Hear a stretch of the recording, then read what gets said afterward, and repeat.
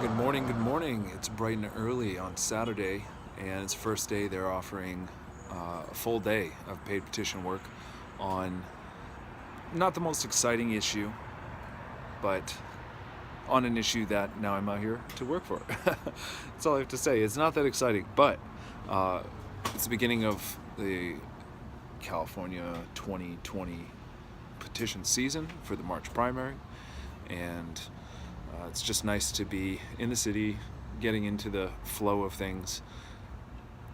And I can't wait to give you more insight about the petition world. I just launched a website.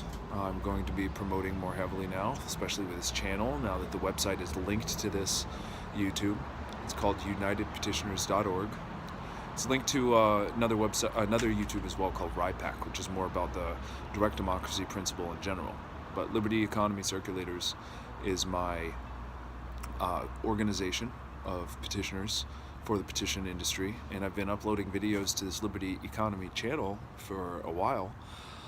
There's been a lot of gaps, however. I've also been using Instagram, especially last year, and I plan to fill in those gaps this year, however, with more YouTubes, because I understand the benefit of these videos. I want to give you all updates, tell you about the Masternode Collective, which is very exciting, and things Liberty Economy is getting into, and other projects.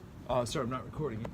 Would you like to sign a petition to help prevent teen smoking and allow adult use of vape cigarettes, to quit cigarettes? Yeah, I got on my way back. Oh, just 30 seconds. It's just a 30-second. You want to Are read you all going to this? have to give my You can 30 read seconds it. later? Yeah, I'll be out Let's here. compromise. I will. I'll give you what you want when I Yeah, can do I will be out here. Okay. It's When I'll really be back, it's you the can right take for my word. adults. You've heard about it. Thank you. Yeah, you got it. It's a petition for adults' use of vapors, and it's also it does have a regulation that's mindful, so that voters would want to approve such a thing with extra added protection to prevent teenagers from getting them. They won't be allowed to sell them with tobacco products, for example. They can only sell limited amount of cartridges. I think it's 2 cartridges. I'm going to go over the facts and frequently asked questions and really get into it this morning. But it's pretty basic that they want the right to a free market to let adults use it. And it actually makes sense. I hate the smell of cigarettes. If I had a preference, I'd rather people smoke vapes if they need their nicotine. They don't need tobacco anymore. They just need nicotine. Nicotine and caffeine is what they need to get through the city grind. They don't need any tobacco itself.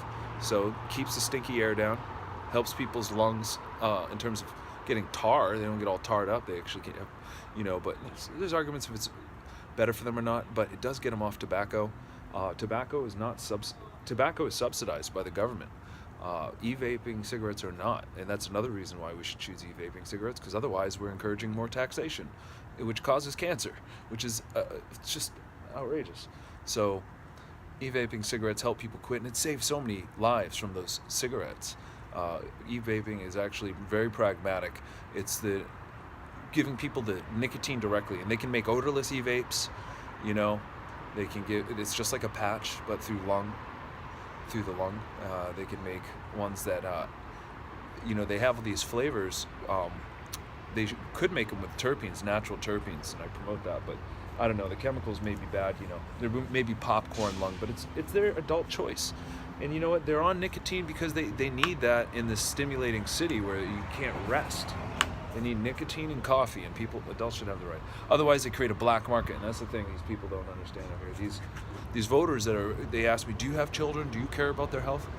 Yeah, that's why we need to regulate it mindfully, because if you don't, there are going to be underground e-vape cigarette hustlers out there, because adults will still use them. They'll get them from the next city. The city is losing almost $100 million, and there's going to be e-vape hustlers creating a black market, which is exactly what the city doesn't want, and exactly what parents don't want. So it's asinine to suggest that we use the government to enforce businesses to stop selling these when there's market demand. It's the free market. Most people don't understand what free market economics means. So that's what I'm here to do, is wake people up that we should have rights to do so. It'd be for 21 and up in this case. No billboards are allowed, no visible signs in the city. It has real restrictions. Retailers have to use scan identification for ID. No more than 2 devices, okay, or 5 finished products. That's what it is, per transaction. It makes it very limited, you know, so it doesn't create that kind of black market here for kids from the city's own sales as easy as well. So that's what this one's about. So the Department of Health will enforce permits for selling, and they'll develop an education program for youth on the effects of nicotine consumption and vaping. That is my favorite part. This creates education to help people quit smoking. Unlike today's situation where there is no extra funding coming in for that. That makes it better because we need people to be educated about the issues. You know, let them do more studies on vaping. Let's find out if they're really as bad as cigarettes. I'm gonna do some more research, see if there's any peer-reviewed studies on this, see if popcorn lung is real, and you know, even if it is, it's just the principle of the matter. You want people to be able to have their choice to get off the worst cigarettes that stink up for other people like me. I feel e-vaping cigarettes are benign in comparison. If someone vapes next to me, I do not complain. If they smoke a cigarette next to me, I will. All right? So, you know, hey, it's not the most exciting campaign, but I can find reasons to support the free market. I can't wait for the Peace Center. That's what really brought me down here. Wait till you see that petition.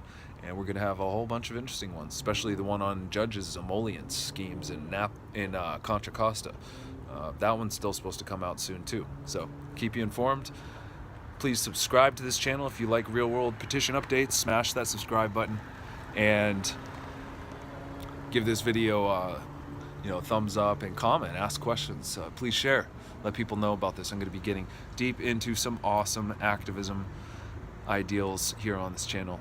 So stay tuned. Cheers.